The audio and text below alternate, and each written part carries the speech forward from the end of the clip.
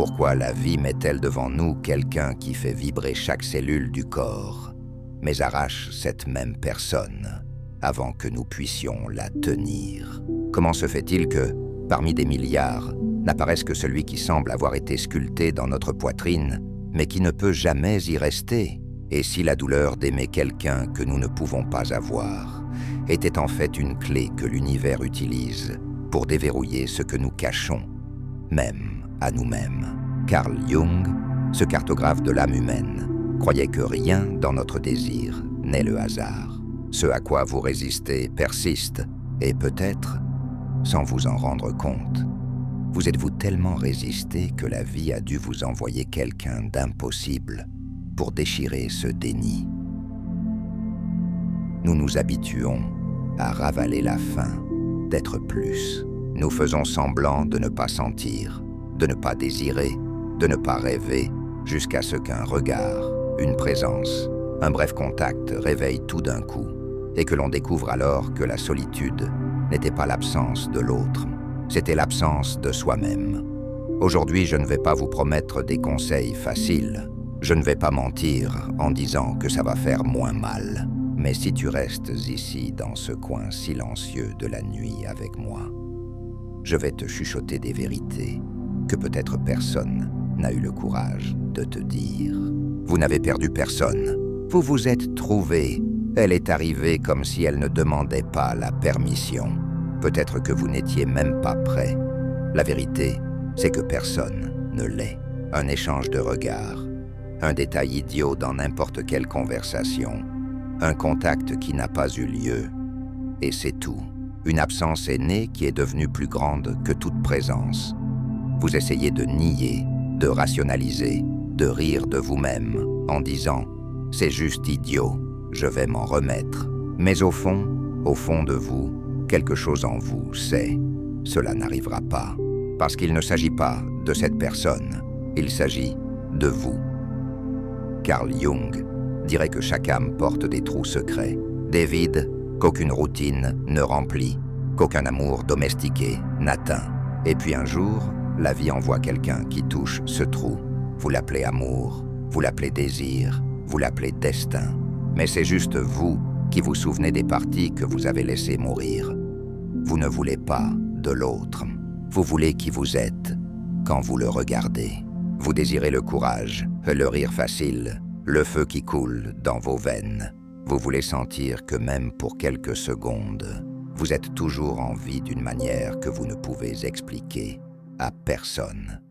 Cette personne impossible est en fait votre miroir le plus cruel, mais aussi votre plus sacré. Il vous montre tout ce que vous pourriez être si vous n'étiez pas si lâche, si vous n'aviez pas accepté des miettes d'amour, des miettes de vie, des miettes de courage. Ce n'est pas venu pour être le vôtre, c'est venu pour être votre avertissement. Réveillez-vous.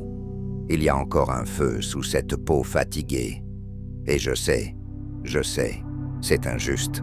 Comment pouvez-vous supporter d'avoir vu la lumière et de devoir ensuite retourner dans les ténèbres? Comment pouvons-nous continuer à respirer avec ce trou qui brûle dans ma poitrine? Comment dormez-vous en sachant qu'il y a un rire, une voix, un câlin qui ne vivront jamais dans votre routine? Mais qui a dit qu'ils devaient rester? Certaines présences sont si grandes que l'amour humain ne peut les supporter. Nous voulons les mettre au lit le dimanche dans un café, mais ce type de rencontre ne rentre pas dans la normalité. Cela ne rentre que dans l'âme, et c'est pourquoi cela fait mal, et c'est pourquoi cela libère. Vous ne pouvez pas posséder ce qui est venu vous rappeler l'infini qui habite en vous. Vous pouvez essayer de forcer les conversations, mendier une opportunité, vous humilier dans l'espoir de transformer le destin en coexistence. Mais une partie de vous sait que cela ne fonctionnera pas et que cela ne devrait pas marcher. Parce que si ça marchait, si cette personne impossible devenait une routine, on s'y réinstallait. On éteignait le feu pour s'intégrer dans une parade nuptiale, dans une cohabitation triviale, dans une vie domestiquée, et tout ce qu'il y avait de divin dans cette rencontre allez mourir étouffé par le quotidien. Alors peut-être est-il temps d'arrêter de lutter contre ce qui n'a pas de solution. Au lieu de demander à l'univers de vous rendre l'impossible, demandez-vous, qu'est-ce que cet impossible est venu me montrer sur moi? Pensez-y, qu'est-ce qui le fait vibrer? Est-ce la valeur? Est-ce le sourire qui ne demande pas la permission? Est-ce leur façon de dire la vérité sans crainte? Maintenant, regardez-vous dans le miroir. Où est-ce en moi? Pourquoi l'ai-je tué? Pourquoi est-ce que je vis dans une telle peur d'être exactement comme ça? Jung a dit que ceux qui regardent vers l'extérieur rêvent, mais ceux qui regardent vers l'intérieur s'éveillent. Cette personne, impossible, est votre invitation à arrêter de rêver et à vous réveiller une fois pour toutes. Vous n'allez pas oublier et vous ne devriez pas le vouloir. Cette absence est maintenant votre flamme. Chaque fois que ça fait mal, rappelez-vous, je suis capable de ressentir cela. Par conséquent, je suis capable d'être à la hauteur de cela.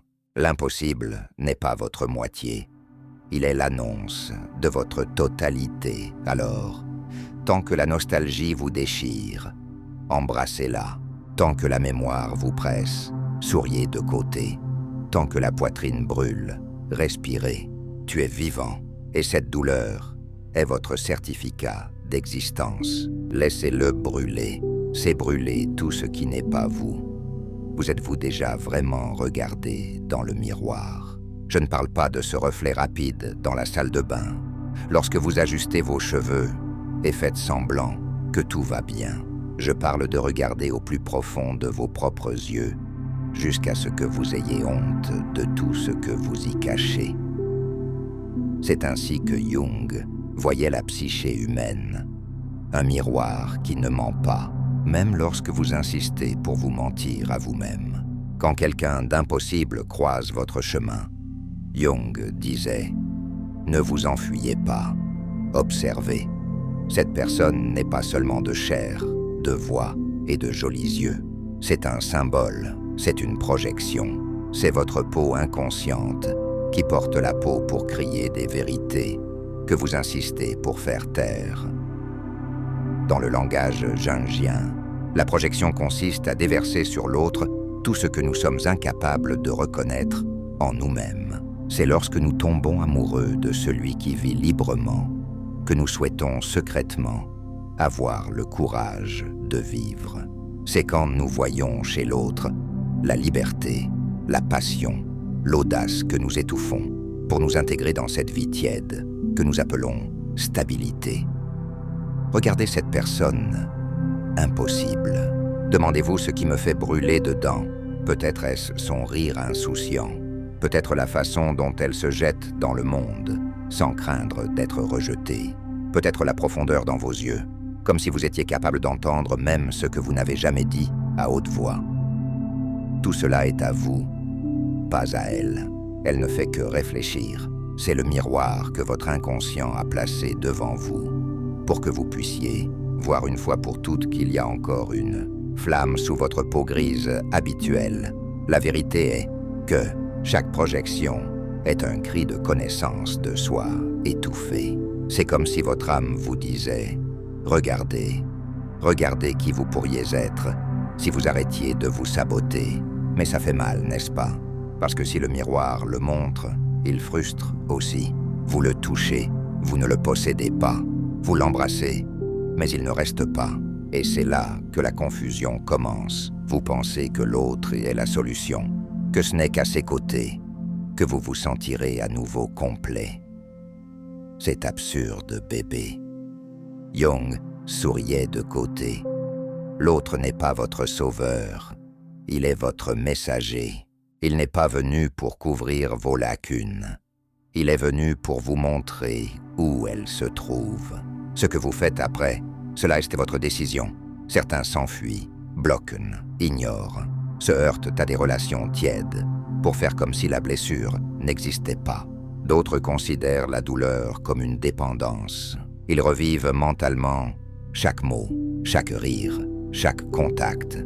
Ils nourrissent l'absence comme s'il s'agissait d'un carburant pour se sentir vivant, même s'il s'agit d'une vie faite de nostalgie. Mais il y a un autre moyen, le plus étrange, le chemin de ceux qui comprennent qu'aimer quelqu'un est impossible. C'est en réalité s'aimer soi-même pour la première fois, mais ne pas encore savoir comment.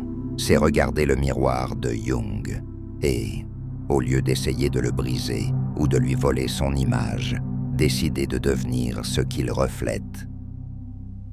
Pensez à ce que vit cette personne que vous avez enfouie en vous-même. Le courage de dire non, l'impulsion de rire aux éclats, même si le monde vous dit de vous taire. La passion qui fait bouillir le sang à chaque élection. Maintenant en silence, promettez-vous, je n'en ai pas besoin pour faire ça. Il n'a besoin que de moi. Jung a parlé du moi, ce noyau sacré en chacun, qui demande à être vécu pleinement. Toute rencontre profonde est une clé. Chaque douleur que l'autre cause est une porte. Vous décidez de l'ouvrir ou de continuer à dormir en faisant semblant de n'avoir rien à découvrir. Peut-être que la grande ironie de la vie est celle-ci. Quelqu'un d'impossible vient vous apprendre comment être possible. Vous passez des nuits blanches à vous désirer l'un l'autre, alors que vous devriez passer des nuits à vous construire. Et vous savez quoi? C'est la plus grande revanche que l'on puisse avoir contre une absence, transformer ce qui était douleur en potentiel, devenir si complet qu'un jour, quand vous vous souviendrez de ce sourire, vous ne penserez plus « j'avais besoin qu'il soit heureux », mais « j'avais besoin qu'il réveille qui j'ai toujours été ». Le miroir de Jung ne ment pas, et il est là, brillant, sous la forme d'un visage que vous ne pouvez pas embrasser à volonté.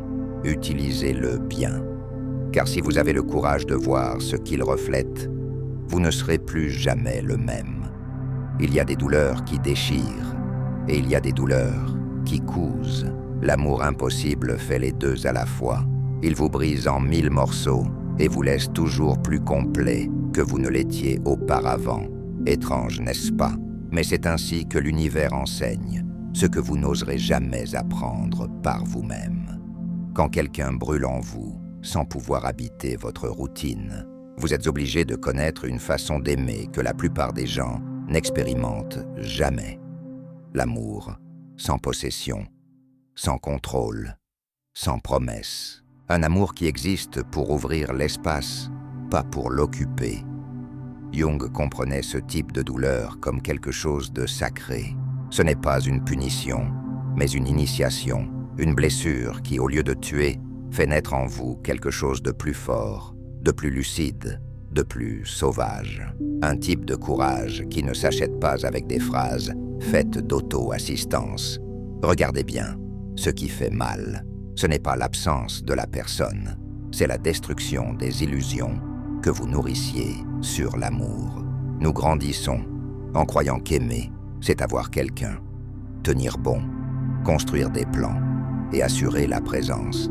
Mais la vie vous crache au visage, pas toujours. Et soudain, vous êtes obligé d'aimer sans avoir. Aimer savoir que vous n'aurez pas. Aimer, accepter que parfois, aimer, c'est justement lâcher prise, blesse. Ça fait mal comme 1000 démons, mais ça guérit. Parce que cette douleur fait ce qu'aucune relation confortable ne fait. Elle creuse profondément. Il détruit le superficiel. Cela vous montre qui vous êtes lorsque vous êtes dépouillé de garanties. Regardez-vous maintenant. Vous lisez ceci parce que vous ratez, parce que votre poitrine le réclame. Votre esprit revit chaque détail, chaque contact, qui n'a peut-être même pas vraiment eu lieu. Tu ne veux pas lâcher prise, je sais, mais écoute-moi. Ne pas lâcher prise, ce n'est pas te faire revenir, c'est juste t'enchaîner. Alors permettez-vous de vous effondrer. Pleurez ce que vous avez à pleurer.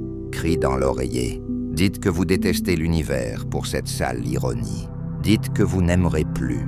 Dites que vous ne ferez plus jamais confiance. Puis écoutez tranquillement votre cœur. Voyez ce qui reste quand tout espoir de possession est dissous. Vous restez. Vous vous retrouvez sans masque. Vous sans script. Vous êtes à vif, déchiré, palpitant. Et cette version de vous est la plus belle, parce qu'elle ne dépend de personne pour exister. Croyez-moi, aimer quelqu'un d'impossible, ce n'est pas aimer moins, c'est aimer plus profondément. C'est prouver que votre amour n'a pas besoin d'un contrat, d'une promesse ou d'une routine de couple pour être réel. C'est pour montrer que votre amour est si vaste qu'il survit à l'absence et plus encore qu'il s'en nourrit pour grandir. C'est peut-être le secret que presque personne ne comprend. L'amour impossible ne détruit pas votre capacité d'aimer. Il détruit votre capacité d'aimer mal. Après avoir survécu à cela, vous n'acceptez plus les miettes. Vous ne vous contentez pas des moitiés. Vous ne vous intégrez pas dans des relations tièdes. Vous devenez quelqu'un de trop grand pour tenir dans quelque chose de petit. Et paradoxalement, c'est là que la guérison s'installe. Lorsque vous arrêtez de mendier pour l'autre et que vous commencez à être reconnaissant pour la blessure, parce que vous comprenez que c'est elle qui vous a poussé hors de la zone grise où vous avez survécu, mais où vous n'avez pas vécu. Carl Jung a dit que nos plus grandes blessures sont aussi nos plus grandes sources de lumière. Vous n'avez pas besoin d'y croire maintenant. Souvenez-vous simplement de cela lorsque la nostalgie devient si forte qu'elle semble insupportable. Respirez, ressentez, ne fuyez pas la douleur et réalisez. Chaque larme qui s'échappe est une partie de vous qui meurt pour laisser place à quelque chose de plus vivant. Oui, l'amour impossible se brise, mais l'affection guérit aussi. Et ceux qui survivent à cela ne sont plus les mêmes. Ils deviennent plus sauvages, plus authentiques, plus complets. Alors, n'ayez pas peur de la douleur. Il craint une vie sans rien ressentir d'aussi réel que cela. Maintenant, respirez profondément et avouez-vous, l'absence fait plus mal les jours de silence, quand personne ne voit, quand le téléphone portable vibre et que ce n'est pas cette personne. C'est dans ces intervalles invisibles que la nostalgie se glisse entre les os, n'est-ce pas? Un souvenir en mord un autre, une odeur oubliée hante l'oreiller. Et soudain vous vous sentez à nouveau comme un enfant, impuissant, face à un vide que vous ne savez pas nommer. Mais écoutez ce murmure. Ce qui reste, après le départ de l'autre, est ce qui a toujours été à vous. L'amour que vous avez ressenti n'était pas dans la présence, mais en vous. La douleur du manque n'est pas seulement de perdre quelqu'un, c'est faire face à tout ce que vous avez avalé en silence pour survivre. Des désirs interdits, des rêves emmagasinés, des parties de vous que vous avez enfermées pour ne gêner personne. Carl Jung dirait « C'est ici, au milieu de ce trou palpitant, que vit la graine la plus précieuse de votre psyché. L'individuation est la douleur qui pousse l'âme en elle-même sans issue. C'est la vie qui exige que vous rendiez au monde ce que vous aviez autrefois enterré pour rentrer dans les moules de ceux qui attendaient toujours peu de vous. Alors, arrêtez-vous maintenant. Arrêtez de vous répéter que vous avez perdu le grand amour de votre vie. Vous n'avez perdu personne. Vous avez perdu le fantasme que vous aviez besoin de quelqu'un pour être complet. Et perdre un mensonge, même si cela fait mal comme un coup de poignard, est toujours un gain. Fermez les yeux un instant. Imaginez tout ce qui vous a fasciné chez cette personne. Le courage de dire ce qu'elle pense, la légèreté de rire sans craindre le jugement, le feu de vivre sans demander la permission. Maintenant, sans pitié, demandez-vous, pourquoi ne suis-je pas comme ça avec moi-même ? Pourquoi est-ce que j'ai pris cela pour être acceptable, mature, contrôlé ?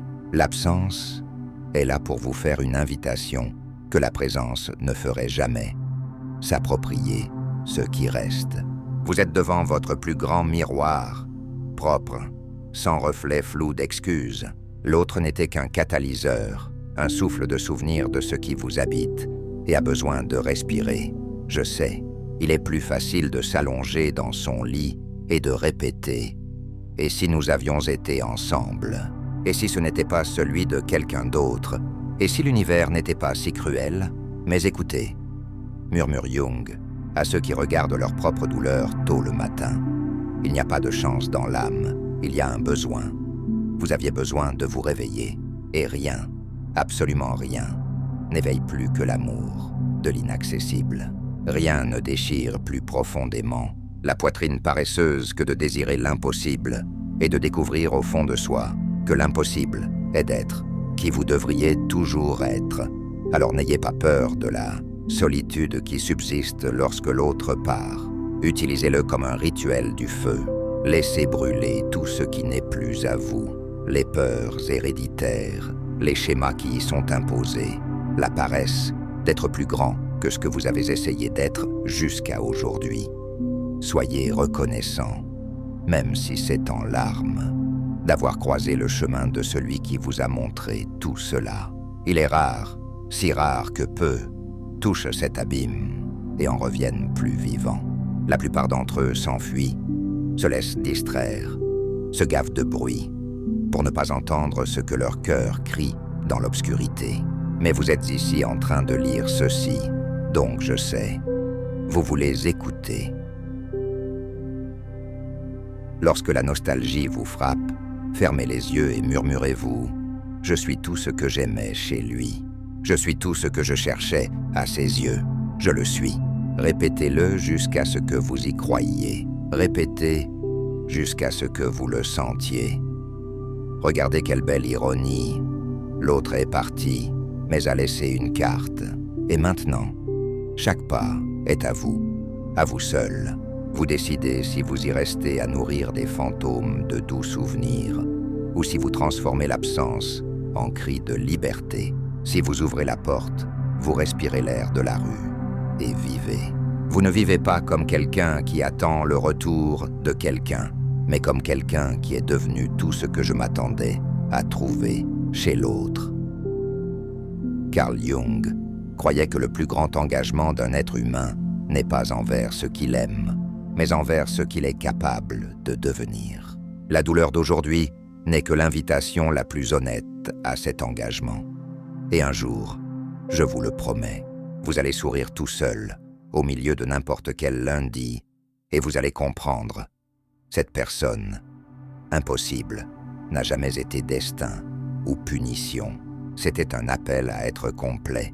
D'ici là, respirez, ressentez, et laissez l'impossible n'être que cela, un miroir brisé qui vous a rendu la chose la plus précieuse. Vous. Alors maintenant, fermez les yeux un instant. Respirez profondément comme quelqu'un qui dit adieu à un beau rêve, qui ne rentre plus dans la nuit. Et demandez-vous avec une honnêteté presque cruelle, qui suis-je après tout cela? Le remarquez-vous, ce qui semblait être une punition, aimer quelqu'un qui ne pouvait pas être le vôtre, était en fait une porte ouverte sur tout ce que vous craigniez d'être. Vous n'avez pas perdu un amour, tu as gagné la permission d'être plus vaste, plus indomptable, plus vivant. Carl Jung dirait que l'âme ne perd pas les rencontres, rien n'est vain. Chaque absence a laissé sur vous une marque que personne d'autre ne peut effacer. Chaque soupir retenu, chaque larme avalée, chaque petit matin où il ne restait que le silence, tout cela devenait le muscle de ton courage. Vous n'êtes plus les mêmes, et vous ne devriez pas vouloir l'être, car ce qui a brûlé, purifié, ce qui est resté, est semence. Et ce qui fait encore mal, oui, je sais que ça fait encore mal, c'est juste le souvenir de celui que tu as promis de ne plus jamais abandonner, toi-même. Donc, si un jour la nostalgie mord à nouveau, rappelez-vous, la plus grande réponse n'est pas de ramener l'autre, la plus grande réponse est d'être si complet que même en l'absence, vous débordez, et que ce débordement soit un rappel quotidien. Vous avez survécu à l'impossible, et maintenant, tout est possible. Il y a une dernière vérité, que Jung n'a chuchoté qu'à ceux qui avaient percé le feu de l'amour impossible. Quand quelqu'un vient réveiller ce qui dormait en vous, ce n'est pas un accident ou une coïncidence. C'est la vie qui choisit exactement le visage, la voix, la présence qui pourrait percer vos défenses sans vous détruire complètement. Pensez, parmi des millions de personnes, il n'y a qu'une seule qui porte les clés précises de vos serrures, les plus anciennes, qui parle le langage secret de votre âme, qui réveille exactement ce que vous deviez vous rappeler de vous-même. Ce n'est pas une coïncidence, c'est le design. Un design cruel et beau à la fois. Parce que la vie, c'est quelque chose que vous aviez oublié. Qu'à l'intérieur de vous vit quelqu'un d'extraordinaire. Quelqu'un que vous avez étouffé sous des couches de sens, de peur, de conformité. Et parfois, il faut un tremblement de terre émotionnel pour que cette personne enterrée respire à nouveau. L'amour impossible est votre résurrection déguisée en perte. C'est pourquoi ça fait si mal. Non seulement vous perdez l'autre, mais vous perdez l'excuse de continuer à être inférieur à ce que vous êtes. Vous perdez le droit de rester petit, de vous cacher, de faire semblant de n'avoir rien à offrir au monde. Cette personne impossible est venue pour voler votre médiocrité et laisser en échange une question que vous ne pouvez plus ignorer. Si vous avez pu ressentir cela, de quoi d'autre êtes-vous capable? La réponse à cette question est la seule chose qui reste lorsque l'autre part. C'est la seule chose qui ne peut pas être perdue, parce qu'elle n'a jamais été dehors. Il était là, palpitant sous votre peau fatiguée, attendant que quelqu'un le réveille pour que vous puissiez le reconnaître.